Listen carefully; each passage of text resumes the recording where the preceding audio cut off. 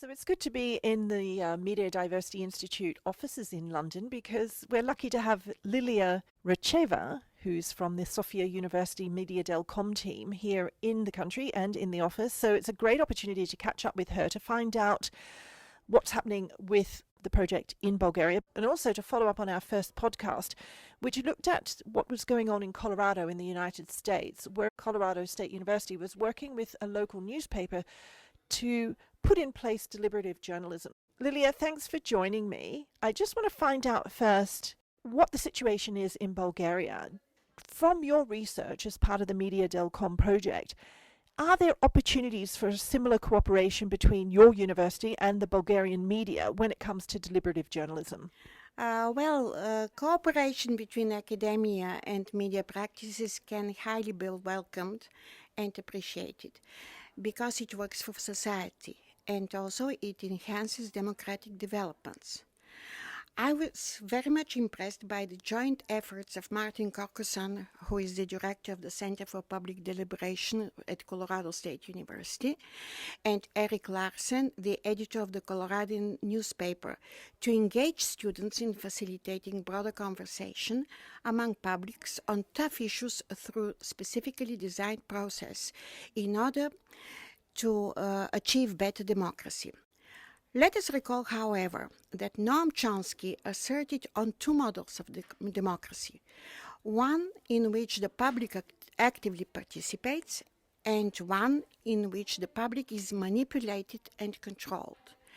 According to him, propaganda is to democracy as the bludgeon is to a totalitarian state, and the mass media is the primary vehicle for delivering propaganda.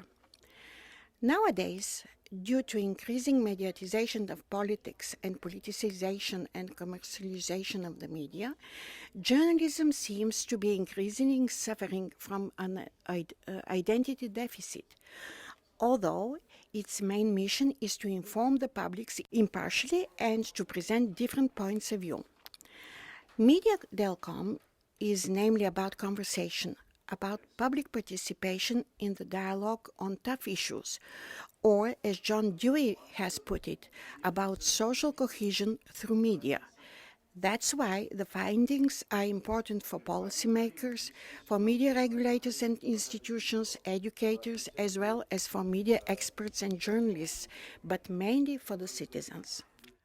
So is there a space in the Bulgarian media and within the university system to work together, do you think, to put into place deliberative journalism?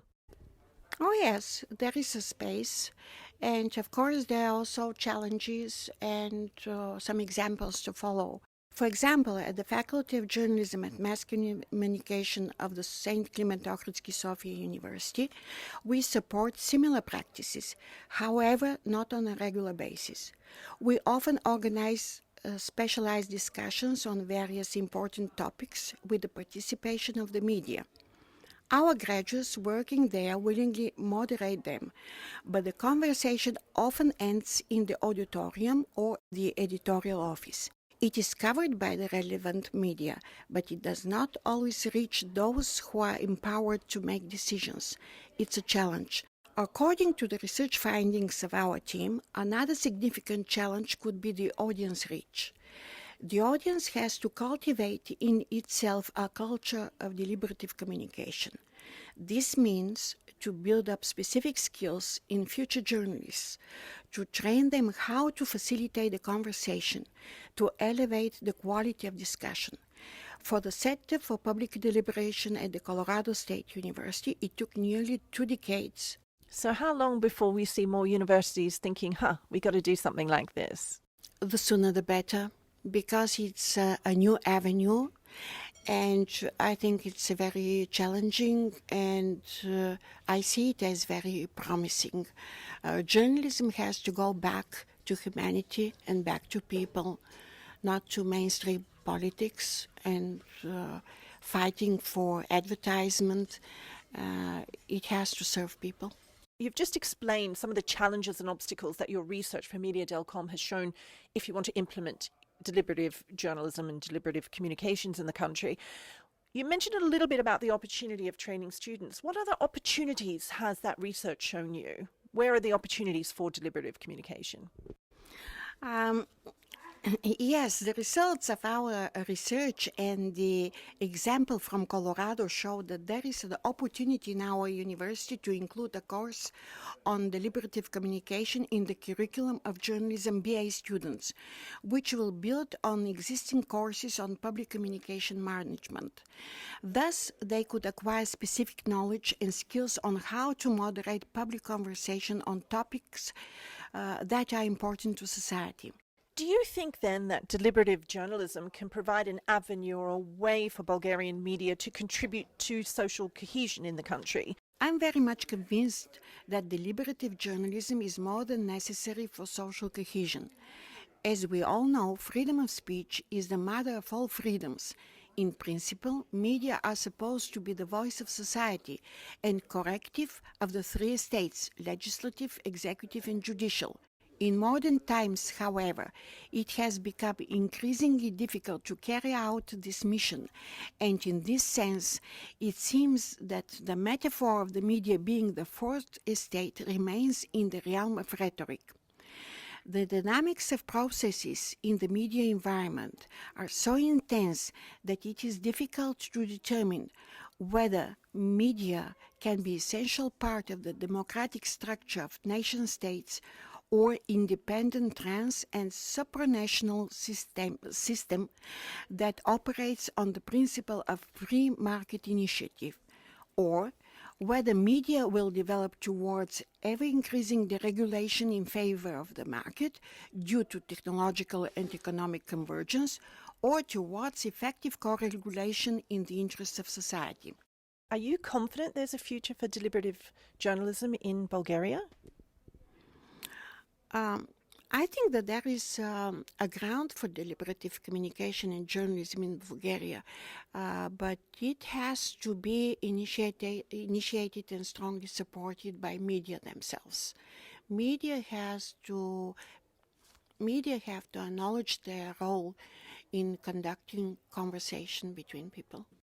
Are there many examples of people doing this kind of work already in the country? Not many, but there are some, and they're connected mainly with the local community media.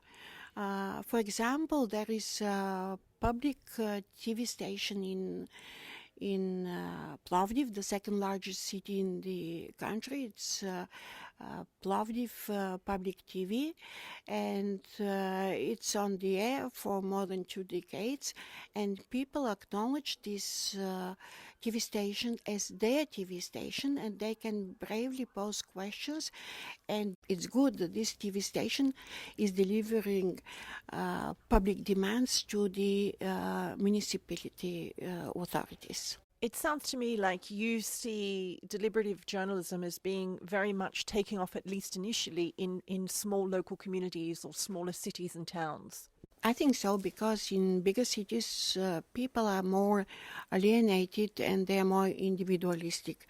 And maybe it's harder to form decent conversation in a community, not for one time, but on a regular basis. Do you think local communities, local people really will want this? Do you think they're going to go, yeah, this is really what we've been missing? More or less, I'm convinced. The problem is that maybe not only in Bulgaria, but all over the place, it is very difficult for local community media to stay stable on the market. Because after all, you have to have funding in order to be successfully sustaining it. MEDIADELCOM is funded by the European Commission, which is basically European Union taxpayers. So when it comes to Bulgarian taxpayers, what outcomes of this project do you think they want to see? What will make them happy to say this has been worth supporting this project? Bulgarian taxpayers, as well as taxpayers in all countries, I suppose, expect simple things: to have guarantees of peace, security, and prosperity in terms of protection of their rights and freedoms, and also trustworthy media environment. The overall objective of MEDIADELCOM is to develop a diagnostic tool for policymakers, educators, media critical bodies and institutions, as well as for media experts and journalists. That will enable the provision of holistic assessment of risks and opportunities concerning deliberative communication and consequently social cohesion in Europe. Deliberative communication can support media to release the tension with relevant programs and independent news reporting by gathering evidence about what is happening, by informing citizens about it in an impartial and fact-based terms, by explaining what is at stake, and by brokering dialogue among different groups in society. The outcomes of the project, I guess, will be assessed positively by society in Bulgaria because they are aimed at improving the media environment, which is in the foundation for sustainable democracy and good governance. So you're really confident that this MEDIADELCOM project that you're part of is going to help provide some of those answers, some of the solutions or ideas for getting this in place? I strongly believe so, because it's quite reasonable. We live in times when journalism is changing its nature. Journalism is transforming itself. And there was a recommendation of Council of Europe like more than a decade ago. And in this recommendation, it was called Towards a New Notion of Media. And the member states were asked to figure out what the new notion of media is nowadays, when not only traditional media exists, but also social media, social networks, and the essence of media is changing. But yet again, I haven't found, maybe there is, but I haven't found a new definition about what media in contemporary world should be. Some really interesting ideas there. So we look forward to seeing not only what you find in all of your research with the MEDIADELCOM project, but also how the Bulgarian media environment, how media organizations react, and whether or not they adopt deliberative journalism. So thank you, Lilia Raycheva, for joining me here in London at the Media Diversity Institute offices to talk about this project. Thank you so much. Thank you also for inviting me, and I'm really very optimistic about the project.